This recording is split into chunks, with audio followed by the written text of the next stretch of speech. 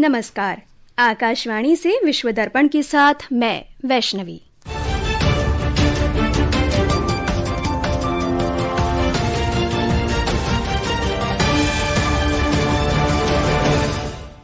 प्रधानमंत्री नरेंद्र मोदी ने अदीस अबाबा में इथियोपिया के प्रधानमंत्री डॉक्टर अबी अहमद अली के साथ शिष्टमंडल स्तर की वार्ता की। दोनों देशों ने आपसी सहयोग बढ़ाने के लिए 3 समझौता ज्ञापनों पर हस्ताक्षर किए।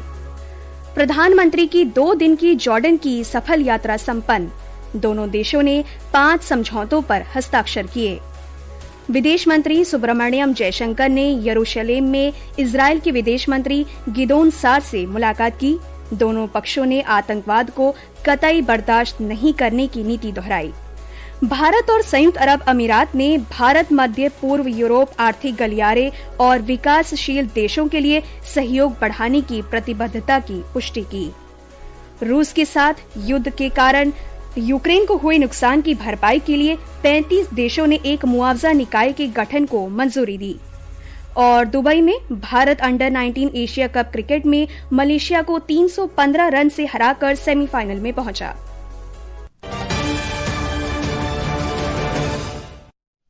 और अब समाचार विस्तार से। प्रधानमंत्री नरेंद्र मोदी और इथियोपिया के प्रधानमंत्री डॉक्टर अबी अहमद अली के बीच आज अदीस अबाबा में शिष्टमंडल स्तर की वार्ता हुई।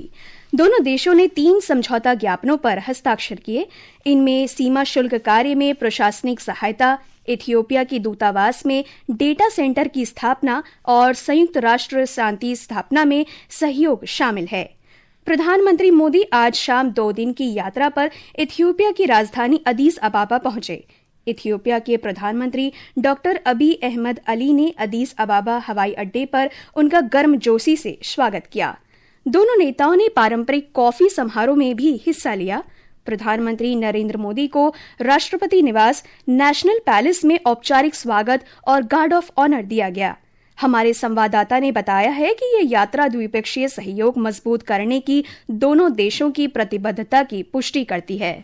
आज शाम इथियोपिया की राजधानी अदीस अबाबा पहुंचने पर प्रधानमंत्री नरेंद्र मोदी का जोरदार स्वागत किया गया। बच्चों, महिलाओं और इथियोपियाई लोगों सहित सैकड़ों भारतीय प्रवासी प्रतिनिधि प्रधानमंत्री नरेंद्र मोदी की एक झलक पाने के लिए मौजूद थे। अदीस अबाबा भारतीय संघ का मुख्यालय भी है। 2023 में भारत की G20 की अध्यक्षता के दौरान अफ्रीकी संघ को G20 के स्थायी सदस्य के रूप में शामिल किया गया था। भारतीय पक्ष और इथियोपियाई नेतृत्व के बीच होने वाली चर्चाओं के एजेंडे में कृषि, खनन, डिजिटल सहयोग, सौर गठबंधन और साइबर सुरक्षा जैसे प्रमुख क्षेत्र शामिल होने की उम्मीद है। सुशील चंद्र तिवारी, आकाशवाणी समाचार, अदीस अबाबा, इथियोपिया। इससे पहले प्रधानमंत्री मोदी की 2 दिन की जॉर्डन यात्रा संपन्न हो गई है। उन्होंने जॉर्डन के शाह अब्दुल्ला द्वितीय इब्न अल हुसैन से व्यापक बातचीत की और दोनों देशों के उद्योग जगत प्रमुखों के व्यापार मंच को संबोधित किया। एक रिपोर्ट।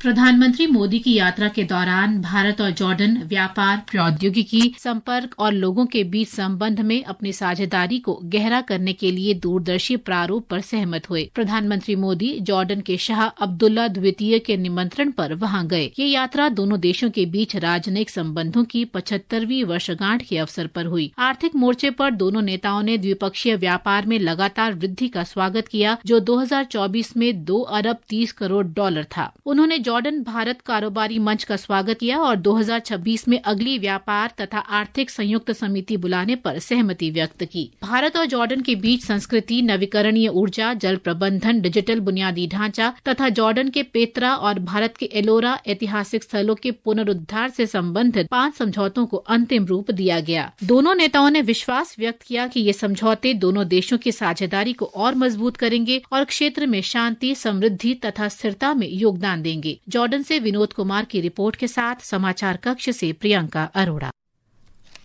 विदेश मंत्री सुब्रमण्यम जयशंकर ने ऑस्ट्रेलिया में सिडनी के बोंडाई बीच पर हुए आतंकी हमले की कड़ी निंदा की है। उन्होंने कहा कि भारत और इजरायल आतंकवाद को कतई बर्दाश्त न करने की नीति पर दृढ़ है। विदेश मंत्री ने आज यरूशलेम में इजरायल के विदेश मंत्री गिदोन सार के साथ बातचीत में ये बात कही। श्री जयशंकर इजरायली विदेश मंत्री के साथ द्विपक्षीय परामर्श के लिए आज इजरायल पहुंचे थे। इजरायल को भरोसेमंद साझेदार बताते हुए श्री जयशंकर ने कहा कि पिछले दशक में दोनों देशों की रणनीतिक साझेदारी और मजबूत हुई है।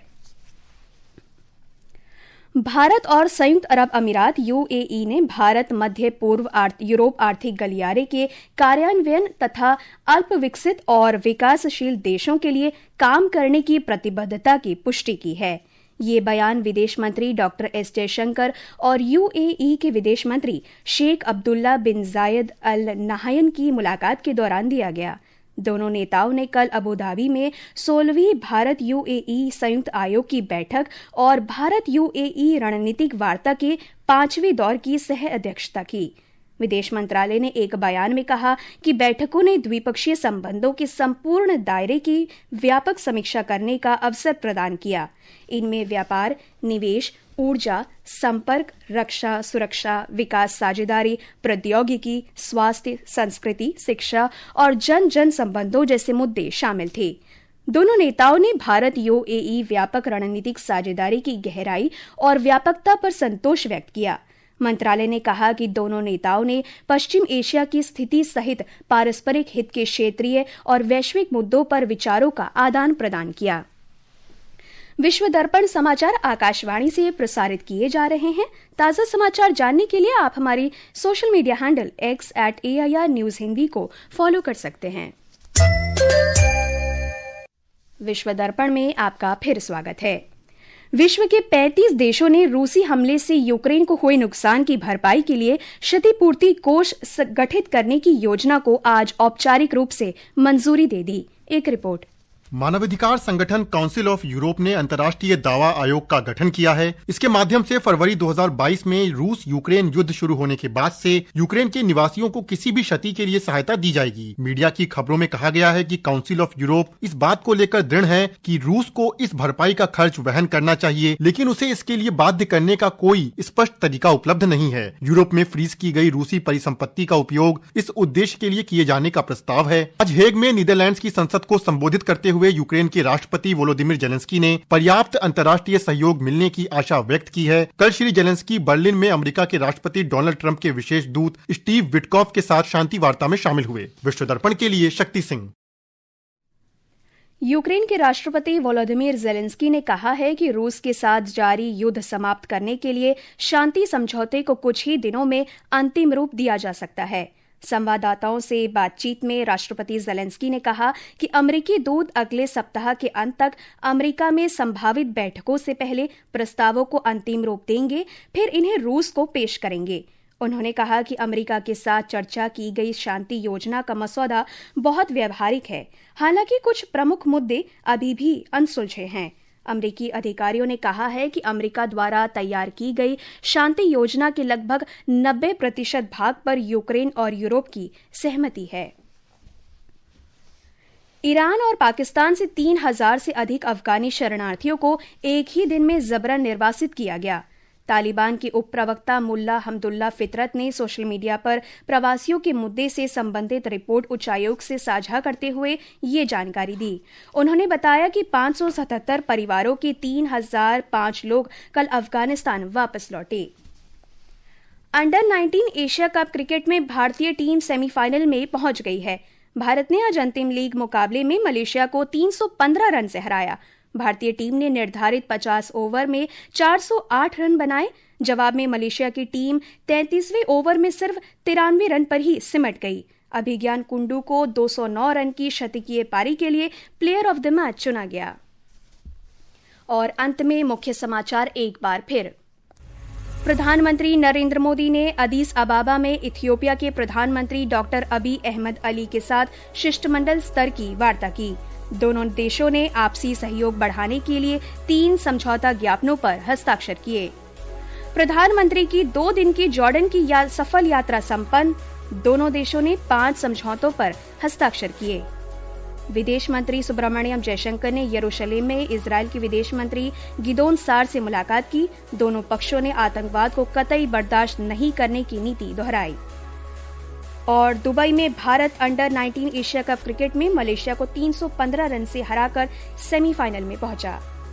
इसके साथ ही विश्व दर्पण का ये अंक समाप्त हुआ। नमस्कार।